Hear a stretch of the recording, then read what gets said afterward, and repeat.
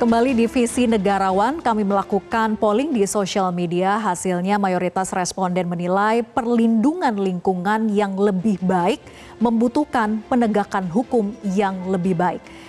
Jadi ada 27% yang menjawab aturan lebih banyak, kemudian 73% yang menjawab penegakan hukum itu akan lebih baik. Saya ke Pak Laude. Profesor Jimli Asyidiki menyebut bahwa Undang-Undang Dasar 45 hasil amandemen dapat disebut konstitusi hijau. Apakah amanat hukum dasar itu sudah tercermin dalam peraturan dan penegakan aturan di bawahnya? Saya sudah bilang dari awal, sangat sedikit negara di dunia yang menulis di dalam konstitusinya tentang pengakuan hak, bahkan itu dijadikan sebagai bagian dari hak asasi manusia. Gitu. Tetapi di dalam implementasinya setiap hari jauh banget. Lo bayangin, kita tidak bisa lihat semua sungai di Indonesia. Tunjukkan saya sungai yang bersih, hampir tidak pernah ada. Tunjukkan misalnya saya tambang yang betul-betul dikelola berdasarkan regulasi yang ketat. Satu aja, tidak usah banyak. Hampir tidak ada. Kalau misalnya tambang ya mungkin saya harus sebut lah. Ada tambang nasional, ada tambang asing. Tambang asing yang saya maksud misalnya kalau dulu kita punya Inco, sekarang Vale. Itu mungkin tidak sempurna, tapi itu mungkin yang agak baikan. Yang selebihnya, tanggung jawab sosialnya hampir tidak ada, tanggung jawab lingkungan. Lo bayangin ya, saya masih ingat ada izin tambang batu bara di Kalimantan. Mereka menggali di mana? Di belakang kantor KPU. Regulasinya ngomong apa sih sebenarnya? Sebelum kita menambang, maka kita harus menyetorkan dulu dana rehabilitasi. Dana reklamasi untuk tambang. Tapi lihat, tambang-tambang kita itu habis digali tidak pernah diperbaiki. Makanya bahkan yang jatuh, banyak yang meninggal seperti itu. Jadi tidak ada. Itu hanya ada di atas tulisan. Dan akhirnya lagi undang-undang minerba kita yang lumayan bagus ya dulu diganti dengan undang-undang minerba. Yang dulu pakai izin, IUP.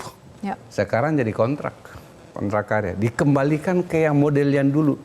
Kalau padahal itu kan bagus kalau pemerintah. Oke, saya beri kamu izin 20 tahun. Kalau enggak, kamu penuhi kewajiban ekonominya seperti apa, kewajiban lingkungan seperti apa, taat regulasinya. Dan saya tidak akan perpanjang, saya akan bisa lelang untuk dicari yang lain. Oh, sekarang enggak, dikembalikan. Jadi memang kita, itu susahnya kita di Indonesia ini.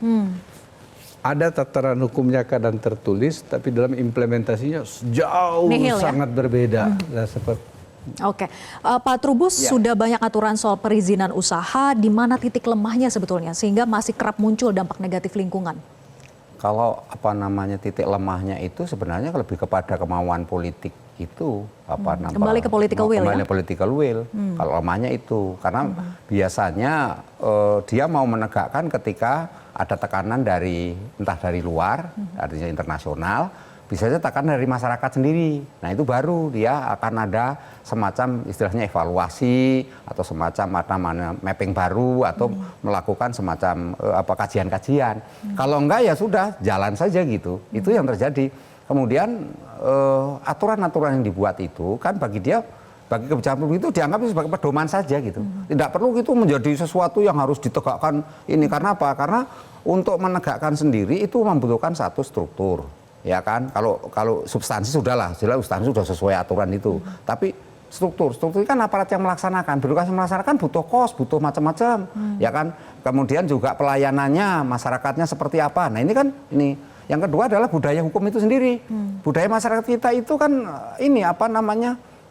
cenderung kepatuhannya tinggi, apalagi di tengah politik dinasti, kemudian primordialisme, kemudian yang terkait dengan entah itu rasa, ya bau-bau, inilah ya golongan yang sama, kebangsaan yang sama, itu kemudian akhirnya ini penegakan hukumnya akhirnya nggak jalan gitu ya.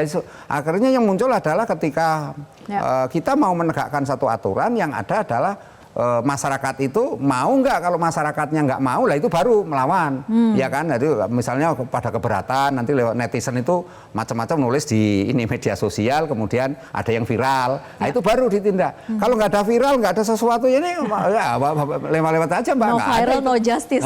justice. Nggak ada Mbak itu ya. Yang lain lagi adalah apa? Kemudian aparat penegak hukum kita itu APH itu sendiri dalam posisi ego sektoral masing-masing Mbak.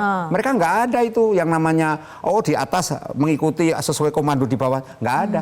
Ketika masing-masing ada cuan yang mereka bagikan, sudah yang patuh kemudian adalah menutup mereka mata. Menutup mata semua ini. Dan ketika publik itu protes, ketika itu kemudian masyarakat itu merasa menderita, masyarakat bahkan menangis pun guling-guling itu yang terjadi adalah mereka menganggap itu ada bukan ketidakadilan, dianggap itu nggak paham gitu, kurang sosialisasi alasannya itu, kurang komunikasi publiknya, kurang informasi publik, dan bahkan yang paling menjelekkan apa? Kurang edukasi publik.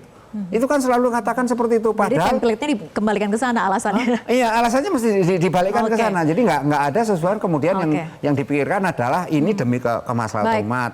Ini adalah sesuatu yang kebaikan. Meskipun kita akui ya, dalam kebijakan publik terkait dengan lingkungan ini, banyak hal dalam penegakan itu sudah berjalan. Tapi memang lebih banyak ketekanan publiknya. Dari faktor publiknya yang nekan baru.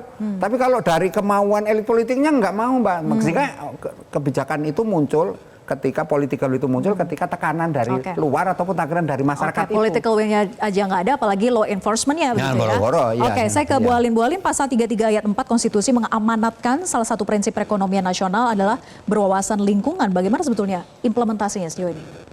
Iya, jadi kalau kita lihat perekonomian berwawasan lingkungan itu kan jadi harus sejalan antara ekonomi dan lingkungan yang seringkali sulit gitu. Berbagai aktivitas ekonomi menimbulkan banyak dampak lingkungan karena biasanya aktivitas ekonomi juga motivasinya adalah maximizing profit. Dia banyak bisnis sektor juga mungkin gimana caranya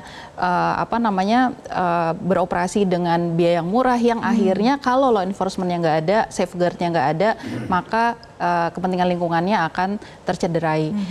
Kalau saya boleh kasih 3 poin utama sebenarnya kalau kita ingin melakukan pembangunan berwawasan lingkungan itu, pertama adalah gimana kita menanggulangi perubahan iklim, permasalahan perubahan iklim. Yang kedua, eksploitasi sumber daya alam, dan yang ketiga adalah mengatasi pencemaran lingkungan. Jadi ini 3 hal yang sebenarnya jadi permasalahan utama ya. Kalau perubahan iklim itu sebenarnya sesuatu yang kita sudah rencanakan di Indonesia maupun jadi global action ya, global action. Tapi permasalahannya tidak semudah itu ya. Investasi yang dibutuhkan untuk mengatasi climate change, dari mitigasi, dari adaptasi itu sangat tinggi ya. Ada financing gap yang tinggi di situ gitu.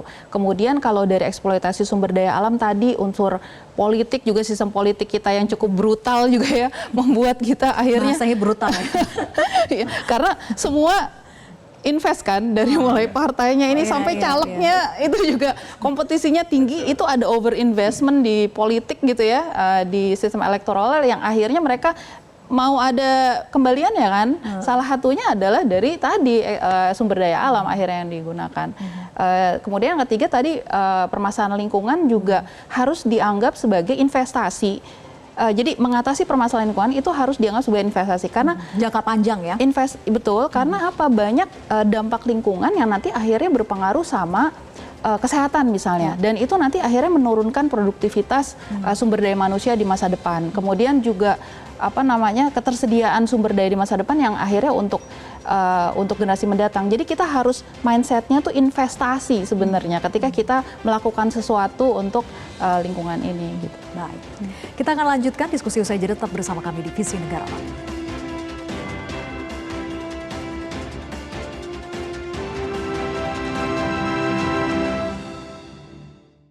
Jelajahi cara baru mendapatkan informasi. Download Metro TV Extend sekarang.